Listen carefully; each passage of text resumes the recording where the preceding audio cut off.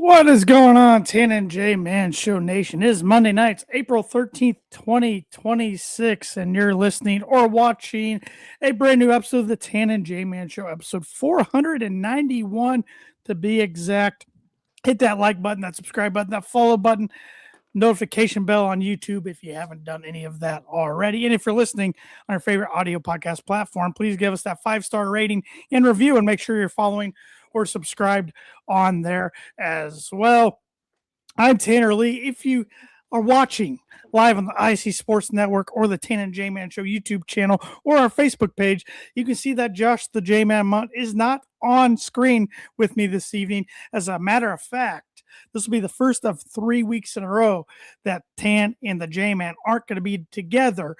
But as they say, the show must go on, but in this case, the podcast must go on. So filling in for the J-Man this evening is a guy who needs no introduction. He's been on the podcast plenty of times over the 10 years. That's my father, Arik Lee. Dad, how you doing? Thanks for filling in for the J-Man once again. You're welcome. I'm doing fine, thanks. I'm not sure who the J-Man's got lined up, if anybody yet, for the next 2 weeks when I'm not able to be on the pod. But so he might call to the bullpen your way again. I don't know. I don't know what J-Man, a.k.a. Craig Counsell's got up his sleeve. So I'll keep the arm loose. But I don't think J-Man's the happiest with Craig Counsell right now with the way the Cubs have been playing. 7-8. They're better than that 4-6 last Monday when he was there. If they wouldn't have stolen one against the Pirates yesterday, he would have probably season-saving win. Season-saving, already game 15 on April 13th. Yeah, only 147 games to go. Yep. It's a long season, but J-Man, classic J-Man, starting to come back on Twitter there a little bit when it comes to the Cubs. Well, I'll have to check that out. Yeah. Good follow. Follow him if you haven't already. I think it's either at MuntDog13 or at MuntDog16. I think it's at MuntDog16 on X, or formerly known as Twitter. So go give J-Man a follow if you want to. Fire Beckman. That'll get you blocked. That'll get you blocked. But but I did bring some birdie or bogey trivia with me this evening because it is my turn, and your answer won't go towards Josh's points, whether you get it right or wrong. But let me bring up the bumper here. All right. So the Masters, once again in the books as of yesterday, which we will talk in length about coming up shortly. The next major is the PGA Championship, happening in May. The schedule of the majors changed a few years ago. The PGA Championship used to be the last of the 4, played in August. Now it's in May. It is held at a course this year in Pennsylvania called Unrun Mink. Unrun. I don't know if I pronounced that right. You never heard of it? No. Is it A? Does it start with an A? It starts with an A, but how you break it down is UH. This is the pronunciation. RONUHMINK. Yeah, I'm not going to try to Aramnamic or something like that. There we go. Anyways, last time it was played there was 1962. Who was the winner of the PGA Championship on that day? Okay. And I know a lot of people it wasn't, but I know you were 1 year old at the time, but you're pretty knowledgeable when it comes to golf and the history of golf. So I thought I would give you a challenge. Yeah, so, I think I got a decent guess. But we will see. We will see. And the birdie or bogey is brought to you by, like it is every week, we actually have double sponsors on the birdie or bogey. It's brought to you by Jarrety's Place and by Proforma, Jarrety's Place and Arlington Public House. I was looking at the wrong read there. Jarrety's Place. Let me bring up the read. I should be more prepared than this. Small time vibes, big time flavors. Jarrety's Place serves up fresh breakfast and lunch favorites that keep you coming back for more. Located at 701 Main Street in Rochester, Indiana. And if you follow them on Facebook, you will know that they got some specials going on in April. They got a crunch wrap. They got a bang bang burger. They got soups of the week, which is low baked potato every day. Thursday's creamy chicken and wild rice. Friday's cactus chili. And Saturday's broccoli cheddar. And of course, they got many more delicious salads, sandwiches, and a little bit of everything, appetizers. And if you're thinking, well, I already got lunch plans, breakfast plans, but I don't have dinner plans, come Thursday through Saturday. The Arlington Public House, the sister restaurant of Jarrety's Place, is there to take care of that for you. They have upscale cuisine and cocktails with a casual atmosphere to enjoy. And their weekend feature for this past weekend was creamy spinach truffle nochi. And it was once it's gone, it's gone. So they're always having new features over the weekend. And they also on, Thursday, they are having, usually it's taco night on Thursdays. This past Thursday, they had half off margaritas and $3 tacos. There you go. The spinach did not sound that good to me, but other than that, yeah, I know the crunch wrap, really good.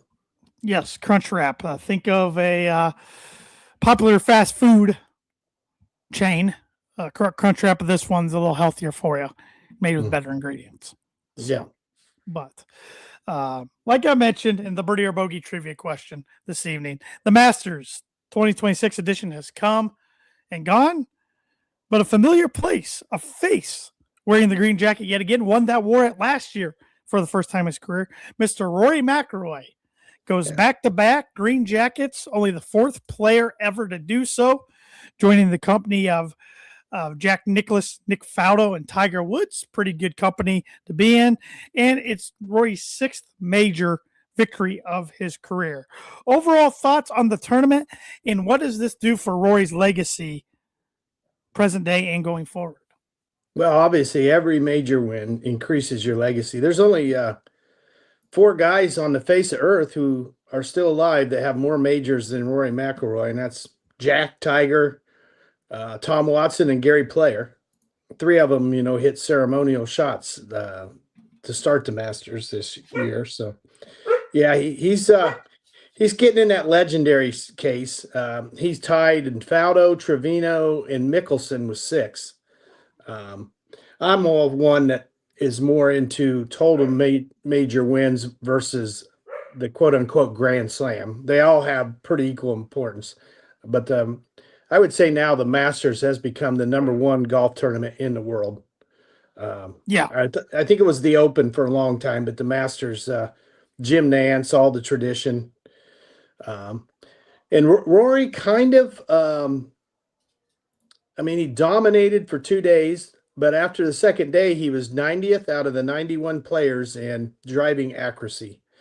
And he was 6 shots ahead, which was an all-time record. So, which that surprised me. I figured somebody over the years had a lead bigger than 6 strokes after 36 holes. But yeah, they did after 54, but never after 36.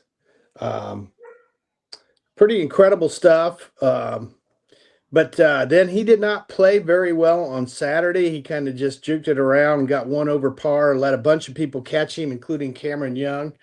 And then, quite frankly, yesterday, he had a nice stretch, but he hit a poor approach shot on 14. He hit one on 15 that was so poor. I was listening on the radio driving back from your grandmother's, and they said it was a foot from stopping and going back into the pond from 100 yards. He missed the green on 16. He missed the green on 17, and then he airmailed a tee shot as far right as anybody has ever remembered at the Augusta on 18. But his short game kind of took over, and he got up and down on the ones he needed to, and he only needed to get a 5 on the last hole. Were you surprised he pulled driver on 18, knowing all he needed to do was bogey to win? Yes and no. It'd take just a horrific drive to get in trouble there, and that's what he did. He could have put it in the pine straw in the middle like he had a couple other times during the week, chipped out to 40 or 50 yards, and then he'd had 3 shots to play with. But I would argue, I'd push back and argue saying he missed it so bad that it actually played to his advantage. He Yeah, missed it so bad to the right, he could go up over the trees and draw it back into the fairway. yeah, right. Now they were even saying today that because he hooks the ball so frequently, someone like Scotty Scheffler who fades the ball would have probably had to play it down the 10th fairway. Rory is one of the only ones who hits a big sweeping hook every time, and it worked for him. And he hits it so high. But he left it in the bunker that DeChambeau had been in on Friday and ended up costing DeChambeau the weekend. So there was no picnic getting out on the first shot, and because he had a little bit of a fried egg there. So, but good for Rory. I'm not a big Rory fan, but it's kind of interesting. I kind of compare his career a little to Arnold Palmer and Phil Mickelson. Arnie was associated with Jack, and Jack was just straightforward, made pars, just shot whatever score. And Arnie was one who was all over the place, and he'd kind of scramble. And then you had Phil and Tiger. Phil was a lot like that. He'd blow tournaments or make heroic shots, whereas Tiger just methodically, he'd hit heroic shots too, but I mean, he never made the mistakes. And now you got Scotty in the role of Jack and Tiger, and you got Rory in the role of Phil and Arnold, just flying it all over the place. All three of them kind of controversial at times in their career, but all very well liked until Phil later in his career. So, got a comment here from Mitch Melton on Facebook. He hit it like me on 18. It was so bad it was okay. Yeah. If Thad Mooney's listening, that baby would have hit Nubiano's there at Tiger's shot. You mean Rory's shot? Rory's shot, Yeah.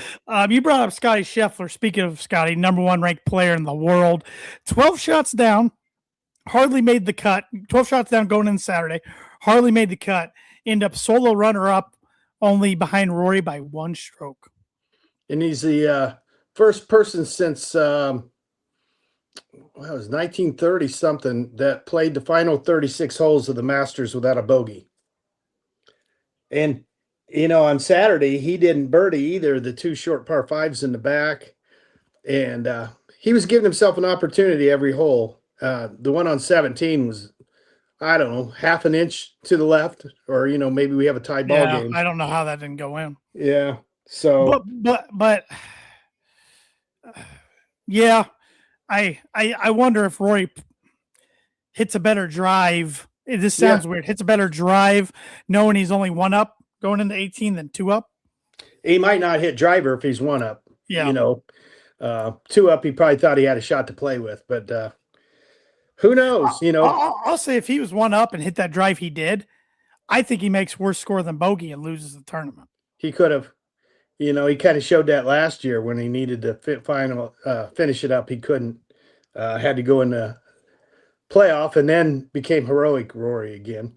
But Scotty was kind of if you call it a backdoor runner-up. I mean, he was coming, but everybody was looking at Justin Rose and Cameron Young for the most part.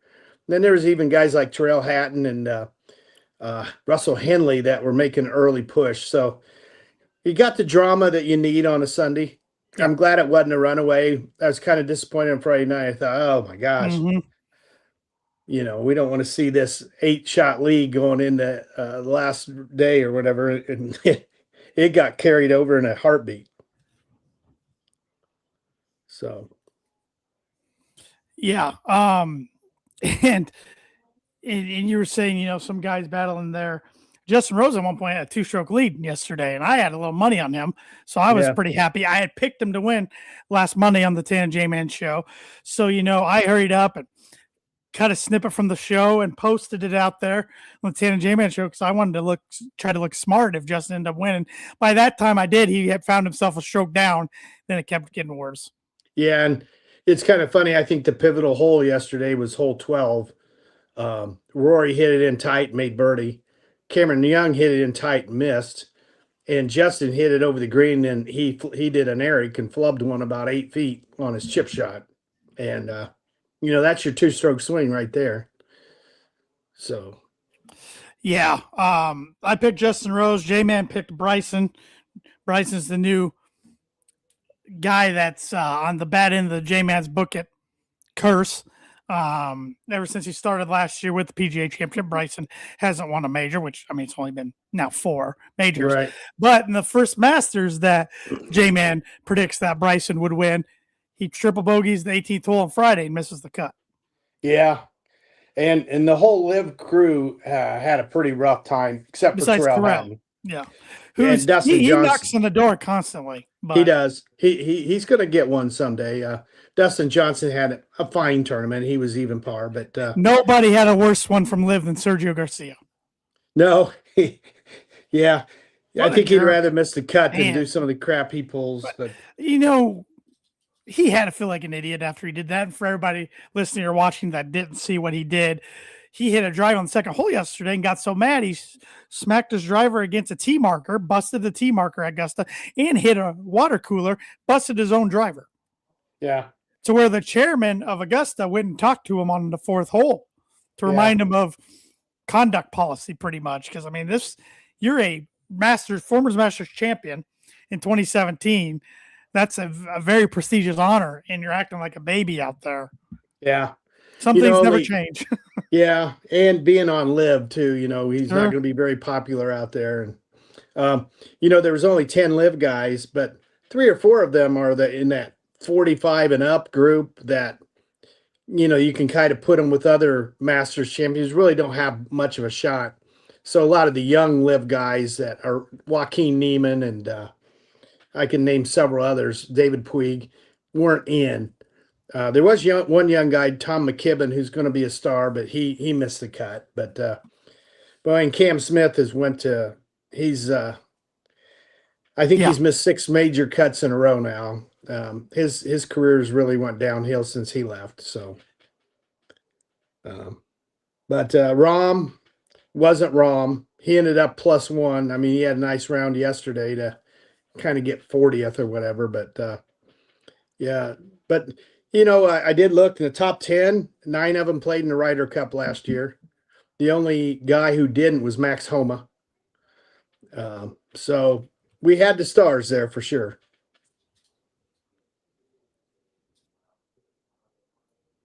Yeah. It was, for the most part, pretty enjoyable tournament. Now going into the PGA Championship, I mean, you gotta think, your favorites going into the Masters are probably the favorites going into the PGA. And I know we're about a month ahead of that, but any guys that you can think of to watch out for? And my power just flickered, so just a warning, everybody, if I happen to disappear for a little bit, it might be because we're getting a storm. So yes, well, there's so. Hatton's been a guy that's kind of been in the hunt lately. There's your obvious ones. Although I do think the Masters, you can pretty much usually count on one guy out of 10 or 12 that's going to win it. PGA is a whole different story. You have a much bigger field. You have 156 players instead of 91. And of the 91, you always have 15 or 20 old guys who have no shot and 8 to 10 young guys who have no shot. So, I could see it being a number of people, but Hatton's a good pick. Sam Burns, maybe. I mean, he played pretty darn well this weekend. So that's a couple that started off rocky yesterday, but got it going. And Cameron Young, he's starting to push the pedal now. That guy had probably 8 birdie putts inside 20 feet in the back 9. He just couldn't make one, but yeah, he's a player. He started +4 after 7 holes, and then was probably the dominant golfer on the golf course the last 65 holes. Yeah. So, yeah. And I know you're not a fan, but Brooks Koepka seems to be rounding into shape every time. I know I'm not a Brooks hater by any means. I just take it or leave it. I thought he should finish up his one more year with Liv, but that's all right. Yeah, probably would. Yeah, I'm sure he's paying a penalty, but he would have paid the penalty next year too. So, right. Yeah. Well, Patrick Reed, he was hanging around for a while. Yeah. Didn't do much yesterday. No. Yeah, he started out hot on Saturday. I think he birdied holes 1, 2, and 3 and got right there, and then it kind of hit the fan then. Yep. So Yep. So, any other thoughts on the Masters before we move on? No, but my blind rankings have something to do golf related. If you want to just finish up on the golf, Yeah, let's do it. okay. We were talking about Justin Rose. He's probably going to make the Hall of Fame with one win.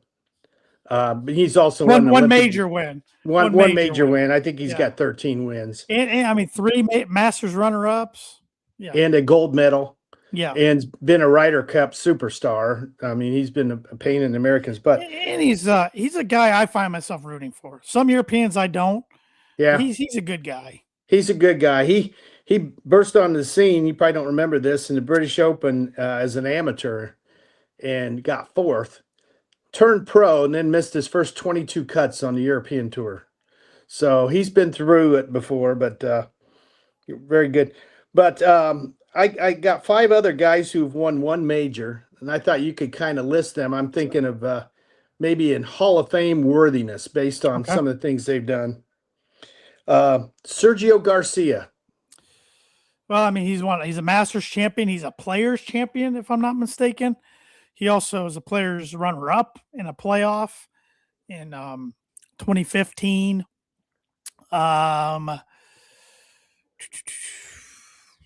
He's been runner-up in 2 PGA championships and 2 British Opens. On the scene in the late 90s. Good Ryder Cupper. Yeah. I'm going to go 2. I'm pretty confident he's going to make the Hall of Fame. Maybe the live stuff hurts his case, even though he's got some wins there. I'm going to go 2 just because I don't know who else you got on the list. Jason Day. Yeah, he was also another guy in contention going into the weekend. It's my mom, your wife's favorite golfer, or so last time I knew. PGA champion over Jordan Spieth at Whistling Straits, I believe. Yeah. Whistling Straits. I think he's a very good player, but misses out in the Hall of Fame. I'm going to put Jason at 5. Adam Scott. Scotty, another guy who's won a Players and won a Masters. Should have won a British Open. Bogeyed 4 holes in a row to Ernie lose. Els, right? Ernie won it that year. Yeah. I'm gonna go Adam at 3. Okay. Longevity there, long career. Hideki Matsuyama. Good one. I don't think he's won a Players. He's won a Memorial tournament at least one time. Masters champ. It's been in the mix of some other majors. Guy that doesn't get talked about enough. Very solid player, but I'm going to put him at number 4. Right. And the last one is Keegan Bradley. I would re-rank. I would not put Keegan 1, but I got to put Keegan 1. PGA champion. PGA Ryder Cup captain, even though I don't know how he's going to be remembered for that. Decent Ryder Cup player. If I was to re-rank, Sergio 1.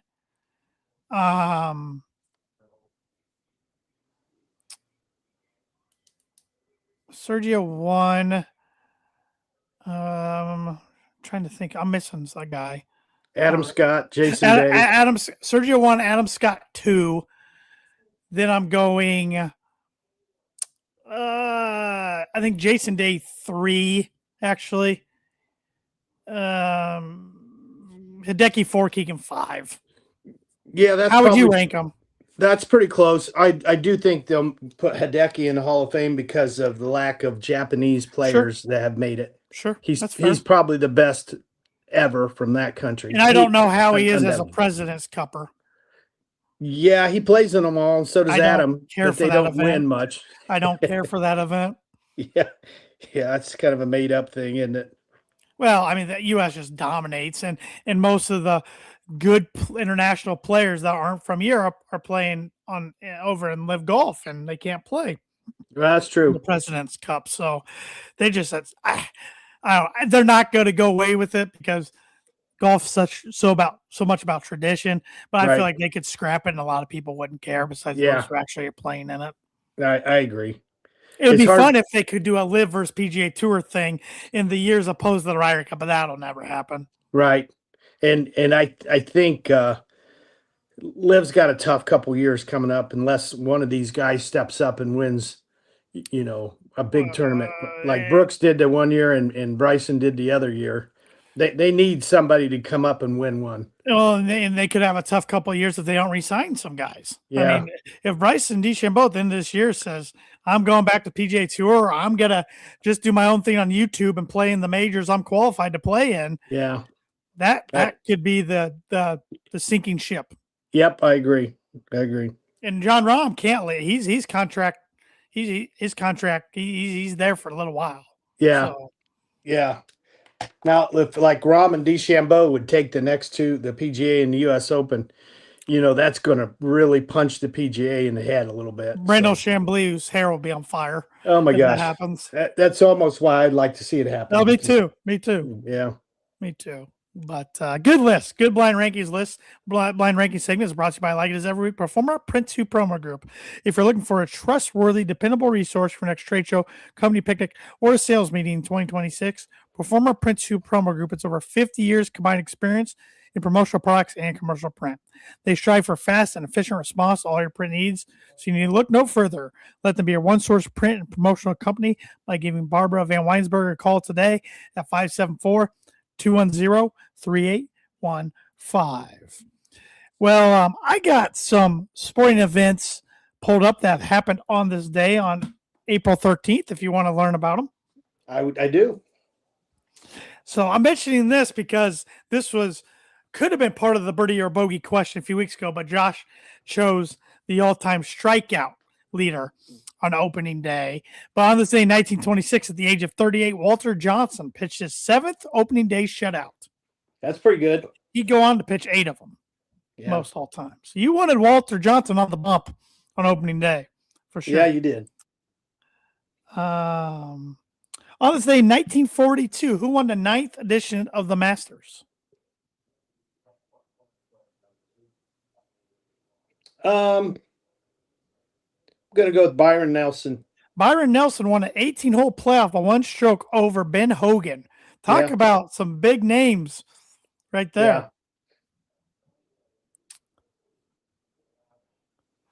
On this day in 1954, the Milwaukee Braves' Hank Aaron played his first professional baseball game. I'm going to predict he has a good career. I think you would be right. Mm-hmm. On this day in 1957, who won the 11th NBA championship? I'm going with the St. Louis Hawks. They got beat by the Boston Celtics 4-3. Good pull there in the St. Louis Hawks. That's impressive. On this day, 1962, Stan Musial scored his 1,869th run, setting a new National League record. Wow. On this day, 1963, a guy named Pete Rose of the Cincinnati Reds tripled for his first major league base hit. That's a good way to get your first hit. Not too bad. He would go on to hit many more. Yes, he would. Who won the 33rd Masters on this day, 1969? A lot of Masters this week. 1969, Gay Brewer. Good guess, even though I've never heard of the guy. George Archer won his only major title. I thought that was 1970. It's the first Masters I ever saw. It was a Monday playoff. Yeah, he beat Billy Casper, George Knudsen? Knudsen. And Tom Weiskopf. Okay. Well, speaking of 1970, on the same 1970, who won the 34th Masters?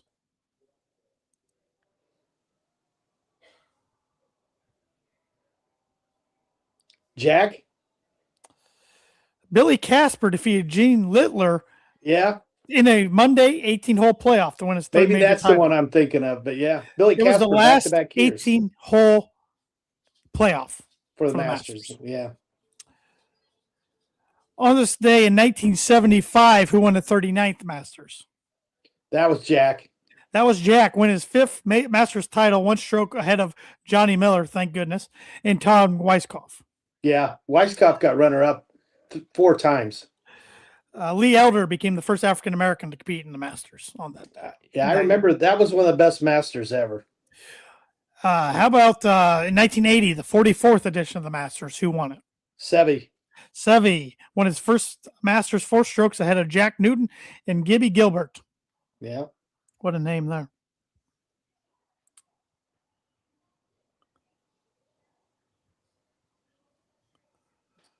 On this day, 1984, Montreal Expos infielder Pete Rose became the first NL to get 4,000 career hits. Yeah, you kind of forget he was on the Expos. I had no idea until right now he was on the Expos. Yeah, I forgot that too. Wow. On this day, 1986, who won the 50th Masters? That was the best Masters. That was Jack over Norman and Seve, Norman, Kite. It was a great finish. It was his 18th Masters or 18th major in his 18th and last major win, 6th and last Masters win. Yeah. 1-stroke victory over Greg Norman and Tom Kite. Shot a final round 65 at the age of 46. Yeah, place was humming. On this day, 1986 as well, the Boston Celtics ended the season with a 40-1 home record. Yeah, that was the best Celtic team of my lifetime. On this day, 1994, Pedro Martinez took a perfect game through 7 1/3 innings until Reggie Sanders got hit. He beamed Reggie Sanders, leading to a bench-clearing brawl. Well, I'm sure he didn't aim to beam him with the no-hitter going. No, and then Pedro was an expo at the time. Yeah.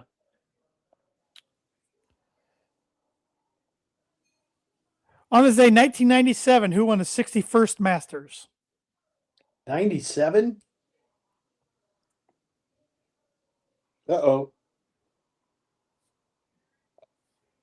That was Tiger, wasn't it, his first? Tiger's first major, a record 12 strokes ahead of Tom Kite. 18 under for tournament record. Yeah. Old Tom Kite, he used to get runner-up a lot. On this day, 1997, also, there was the Hartford Whalers' last NHL game. And what franchise are they now? I should know this. Yeah, that's okay. Do you know who they became? Maybe the Quebec Nordiques, maybe. No, the Nordiques became the Avalanche. Okay. Well, yeah. And then there's Atlanta there for a while. The Thrashers became the Winnipeg Jets a few years ago. Carolina Hurricanes. Okay. 97. And on this day, 1997 as well, the Pittsburgh Penguins, Mario Lemieux had his last NHL regular season game. Okay. I thought he came back, though, again in the 2000s. I think he did. I think he did, too. On this day, 1997, a lot of things in 1997. The rare double header was played in the same city. The Giants versus the Mets and the A's versus the Yankees after the rain the previous day. Wow. 2 double headers in the same city. That's a big day. On this day in 2003, who won the 67th Masters? 2003.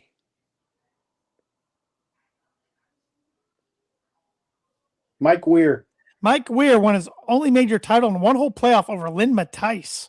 Yeah. Only Canadian to win a major and the first left-handed Masters champion. Shout out to good buddy of the podcast, Cameron Screeton. Mike Weir's his favorite golfer of all time. Yeah. On this day in 2004, Barry Bonds hit his 661st career home run, passing his godfather, Willie Mays, on the MLB's all-time list. Juice. Man, I wish I would have had on this day this week and I could really test my Masters knowledge. But on this day in 2008, who won his 72nd Masters? 2008. See, Phil won it in 6 and 10 and 4. 2008. Was that Cabrera? 1 year off. Cabrera was 09. Bubba won it in 12 and 14. Schwartzel was 11, I think. Yes, Schwartz was 11. Scott was 12. Or Who? Scott might have been. No, Scott was 13. Bubba was 12 and 14. Correct. 2008. How about You can make a case he might be the worst Masters champion ever. Make a case. There's Zach another Johnson was 7. Was it one. Right. Trevor Immelman? Trevor Immelman of South Africa won his first major title, 3 strokes ahead of Tiger Woods. He led or was tied for the lead after every round. Yeah, that's impressive, actually. Well, you already said this one on this day in 2014, who won his 78th Masters. Yeah, that was Bubba. Bubba won his second Masters, 3 shots ahead of runners-up Jonas Blix. There's a name of the past I forgot about. In Jordan Spieth. Yeah.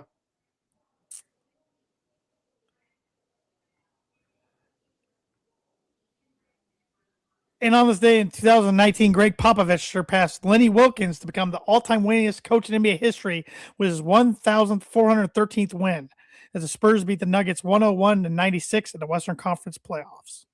Old Pop, he was from East Chicago. It sure was.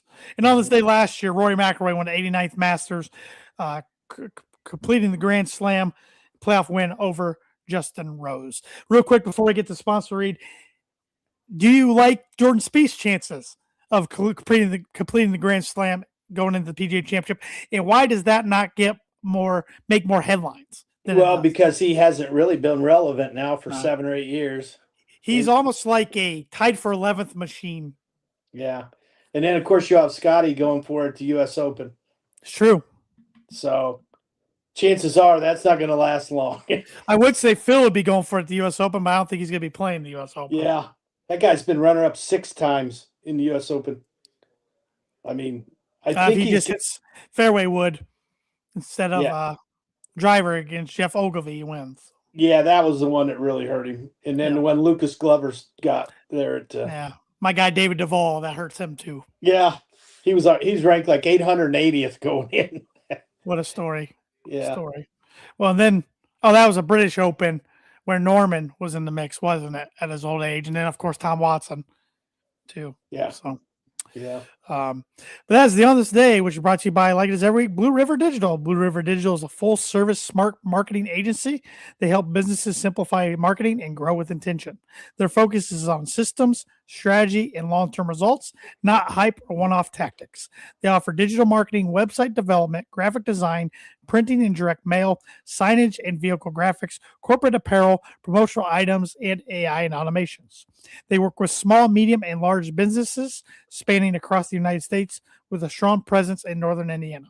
Contact them today at 260-248-2749 to see how they can help you in your business with your digital marketing.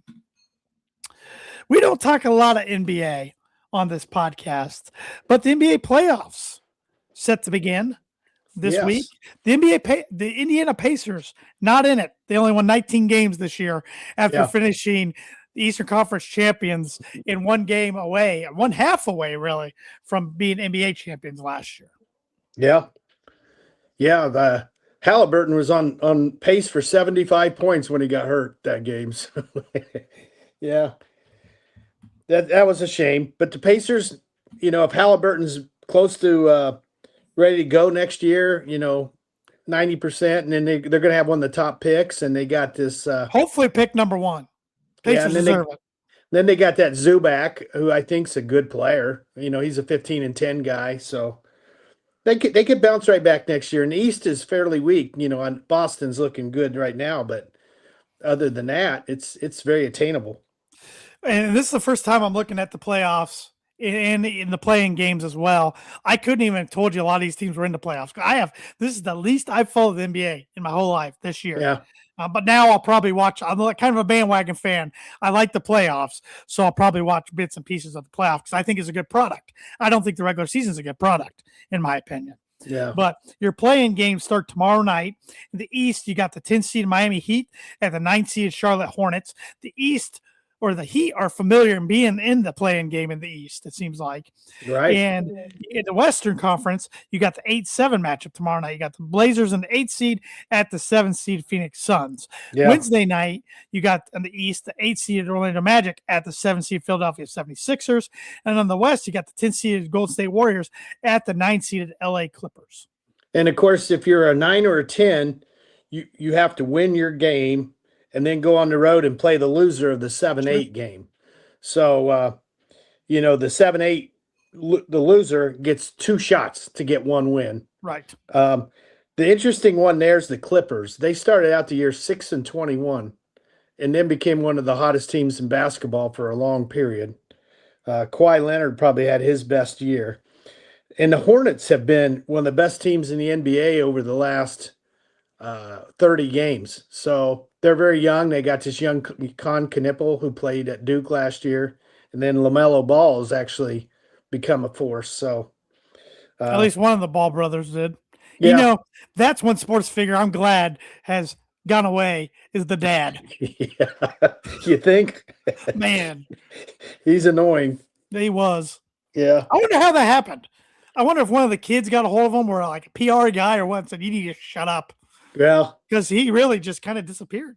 I don't think he'd shut up. I think they just quit putting a microphone in his face. Oh, that's fair. Yeah. Yeah. The interesting part for me is my least favorite professional sports team in my life has been the Los Angeles Lakers. And that's now who I follow because my second favorite player in my life in the NBA is Second Luka favorite in Doncic. your life. Yeah, behind Larry Bird. Wow. Yeah. I knew he was your favorite current player, but Yeah. you were a big Dirk guy too, so I'm surprised. I love Dirk. I love that story when he beat LeBron and Wade. Yeah. And up until that point, I hadn't been. But Okay, that's fair. and I've been a big Steph Curry fan too. Yeah. But this will be the fourth time in the last 6 years Steph Curry's playing in the play-in game. Yeah, the Warriors are just hanging on by a thread anymore. It's hard to like the Warriors because of Draymond Green. He's been a jerk since he was at Michigan State. Absolutely. Anyway, yeah, realistically, there's probably only 3 teams that can win the NBA championship. It's probably the hardest one to win as an underdog of all the sports. 7-game series. I mean, yeah, and baseball is unpredictable. You're as good as your starting pitcher that day. Right. But basketball, usually the best team wins. Now, there will be injuries, just like the Lakers, 2 guys that average over 25 are done. Right. There'll be a big injury in here. Embiid's going to be out for the 76ers. He had a he is just Jokic has more triple doubles the last couple seasons than he has played games. Yeah. I'll pull for Denver. Yep, I like watching that. I mean, of course, I'm a Denver sports guy, but I think they play a fun brand of basketball. So yeah, they do. They pass the ball. But I think it's pretty much going to be the Thunder, the Spurs, and Wembanyama's becoming kind of a sure. The sportscasters love him, but he's pretty arrogant. And then you got the Celtics with Tatum and Brown. So you're giving the Pistons no chance, even though the Pistons are the 1 seed in the East. I think the Pistons will make the Eastern Conference Finals. I just think the Celtics whole is better. That was one of my 26 bold predictions for 2026 was the Pistons going to win the title. So well, that is bold. Yeah. While we're talking NBA, I saw the top 10 jersey sales for this year. Ooh. Who do you think's number 1? Wembanyama. He's number 4. 4. Still Steph Curry? He's number 1. Wow. You want me to read these off? Yeah. Luka's number 2. Yeah. LeBron's 5th. I'm trying to. Who's 3? Hey, starts with BR. Who would that be? Brunson? Jalen Brunson? Oh, Jalen Brunson is it? Just 3. Ant-Man 6.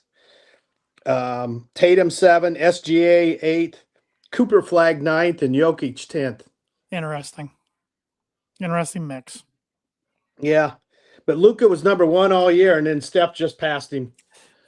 Old man on the list there. Well, LeBron's old man on the list there. But you got to think Luka's in L.A., Brunson's in New York. I mean, like a Wembanyama, he's in San Antonio, big city, but it doesn't get the coverage. Oh, no. That's why I was going to say Jokic 10's impressive because kind of a small market, but that Wembanyama, San Antonio's even smaller market, I'd say, than Denver is. So.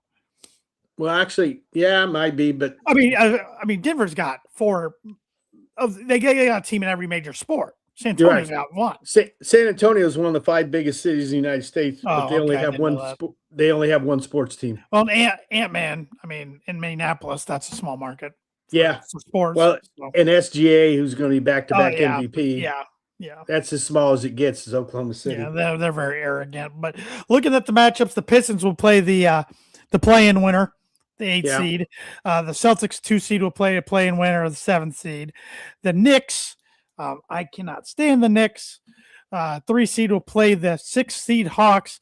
And this is Tanner's Book of Prediction of the Week, normally also known as J-Man's Book of Prediction of the Week. The Atlanta Hawks upset the New York Knicks in this series. Well, the Hawks have had a fantastic record since they dumped Trae Young. Yeah, well, who was a New York killer, if you remember. He shushed the crowd at Madison Square Garden a few years ago. Now he plays for probably the most forgettable sports franchise, professional sports franchise there are. No, it's Washington Wizards. Yeah, and the league would probably benefit if they hit on one of their top picks this year. Yeah, because they do have Anthony Davis and Trae Young, so they have kind of two big-time names. And if they got themselves a young stud like Devonsa or name your guy, they'd probably get stuck with that kid from Kansas who never plays, because that's kind of what Washington has. So. Yeah, they just can't have a repeat of Kwame Brown all those years ago when they had number 1 pick. So, but J-Man's Book of Prediction of the Week, or in this week, Tanner's Book of Prediction of the Week, is brought to you by Travis Wottring Insurance Agency. Travis Wottring is a multi-line insurance agent for Indiana Farm Bureau Insurance, specializing in home, auto, life, and renter's insurance. He can also do annuities and much, much more. Contact Travis today at 219-869-4561 and see how he can help you with any of your insurance needs. Going back to the playoff brackets to round out the East, the 4-5 matchup should be pretty good. 4 seed Cleveland Cavaliers, 5 seed Toronto Raptors. The Western Conference 1 seed defending champion Oklahoma City Thunder versus the 8 seed play-in winner. 2 seed San Antonio Spurs against the 7 seed play-in winner. 3 seed Denver Nuggets against 6 seed Minnesota Timberwolves. They've had a lot of battles the last few years in the playoffs. So that'll be an interesting one. The 4th seeded Los Angeles Lakers against the 5 seeded Houston Rockets. And Houston was so happy to pull the Lakers. Sure. Now they have probably 60% of their money sitting on the sidelines. And then you got a 41-year-old man that's got to lead them. He can't. No. It'll be a gentleman's sweep, 4-1. Luka has a chance to get back late May, but by that time they could be down. It could be over. And I don't know if you risk that, as crazy as that sounds in the playoffs, because assuming LeBron's not back next year, and even if he is, Luka's your guy. I mean, that's the guy you're building your team around, your franchise around. So I wouldn't jeopardize the future for this playoff run. Yeah, he set an NBA record this year for the most points generated by one player, 59 a game, which is incredible because Wilt scored 50 a game himself. He just didn't have any assists that year, hardly. So yeah. But they didn't have a 3-point rule, but that wouldn't have affected Wilt anyway, right? So who are you predicting to make the finals, and who's going to be your 2026 NBA champion? I think it'll be Boston against San Antonio, and Boston wins it. I hope you're wrong. I hope I'm wrong in both cases. I'm going to stick to my guns. I'm taking Detroit, but I like your San Antonio pick. I think Detroit over San Antonio. So it's flip the results of the 05 finals. Yeah, which was one of the most boring NBA finals of all time. Yes, it was. That was a good Detroit team. That was Chauncey Billups. And they were trying to go back-to-back after beating the last Shaq, Kobe-led Lakers. They also had Karl Malone and Gary Payton the year before. Yeah, what was left? What was left of Karl and Gary? Yeah, that team probably had the most. If you add the career points of every player, that team had to be the most. Had to be. Because Malone's like the 3rd highest scorer in NBA history, and Shaq's top 10. And, I know Gary was a Sonic for a while, and then he got traded to the Bucks, and then he jumped around. The Lakers was he, but Karl Malone only played for one other team than the Jazz. That was that 1 year of the Lakers when he tried to chase a ring. Yeah. I bet if he could go back in time, he wouldn't do that. Well, didn't Nash also end up playing for the Lakers at one time? Yes, he did. A couple of years. Yeah. After going from the Suns to the Mavericks, back to the Suns, then to the Lakers. He coached the Nets for a little while, but was he a net also as a player? I don't think he was. Okay. I don't in the NBA, and that's why shout out to Steph Curry for staying with the Warriors his whole career, because a lot of these guys at the end, remember Shaq was jumping around. He was a Celtic and a Cav and a Sun. Yeah. Yeah, you're right. Dirk's one of the last. Yeah. Dirk and Kobe, were guys who were studs for their one franchise their whole career. Yep. I think Luca was heading that way, and he got traded. Yeah. Yeah. SGA will probably be that way. He seems Reggie like Miller was that way. yeah, Um, but it's very rare, not just in NBA, but professional sports, yeah. unless you're certain quarterbacks, I guess. I was going to say a quarterback. But even then, Tom Brady and Peyton Manning played for two Yeah, different teams. So that's true. Yeah, Philip Rivers played for two different teams. It's hard to visualize Mahomes not playing for Kansas City or Josh for Buffalo. But Eli Manning was always a New York Giant. Yes, he was. Dan Marino was always a Dolphin. John Elway was always a Bronco. Yeah. Even though Dan Reeves tried to trade him to Washington in 91, 92. And he's only a Bronco because he didn't want to be a Colt. Correct. All Colts grew up to be Broncos. So yeah. Yeah, I got nothing else on the NBA. That's the most I've talked NBA all year. So. The only thing I have is your thoughts on the 65 game. You have to play a minimum of 65 games to be all NBA, any of the awards, which is interesting because so many have it in their contract. If they're first team all NBA, they get an additional $10 million. And so many of them hit 64 or just 65. The one exception is they got Luka. He left the country to go see his babies being born in Slovenia, so they may make an exception for him, I guess. They haven't, but yeah, I get why it's in there because they're trying to stop the tanking and the player management, time management. But it stinks for guys who get hurt. Yeah, and have played really well for 55 or 60 games. They had a real good thing of 34 guys who aren't eligible that played more minutes than Wembyana did this year. But Wembyana played in the 65th game. Yeah, Friday. Yeah. What did he play like? You have to play 18 minutes. Okay. So I was kind of wondering about that because why couldn't they put their guys in for 22 seconds or something? But yeah, you have to play for 18 minutes in a game. Yeah, they're trying things at least, but still not stopping teams from tanking. Yeah, I still think the NBA needs to drop their schedule down to 65 or 70. I like the year they started at Christmas time. I thought that was perfect. So 50-game season. They just got to get all this figured out by the 28-29 season when the Sonics come back and I get back on board. So yeah, well, colleges are now, if you're good, you can play over 40 games. Yeah, it's a little ridiculous. I think college basketball could wait till December. I know I'm going to catch a lot of flack for saying that from my friends that are basketball junkies. But I think it could wait till December, till the college football playoff is starting. 100% agree. But most teams now play 6 or 7 games in November. Yeah, and those games count every bit as much as the ones you play in late February for the NCAA tourney. Yep. So, well, speaking of college basketball, we got a few more minutes before we wrap things up with the birdie or bogey question. Thoughts on the movings of the transfer portal so far? Yeah, it's been interesting. Louisville took two big studs this week. They took Indiana Mr. Basketball, Bigunda, and then they took Shellstead from Oregon, who's good. Get him out of the conference. Good. Yeah, he was a great player for Oregon. Kentucky's lost 3 or 4 guys. Yeah. Obviously, Kansas has. Connecticut lost their backup center. So Kansas lost the guy to Butler today. To Butler. I think it was a bench player, but still, Duke lost a bench player to Indiana today. Did he commit to Indiana? Yes. Okay. Indiana got 2 commits today. Who else did they get? They got a kid from Georgia Tech. I believe he started at Georgia Tech. Okay.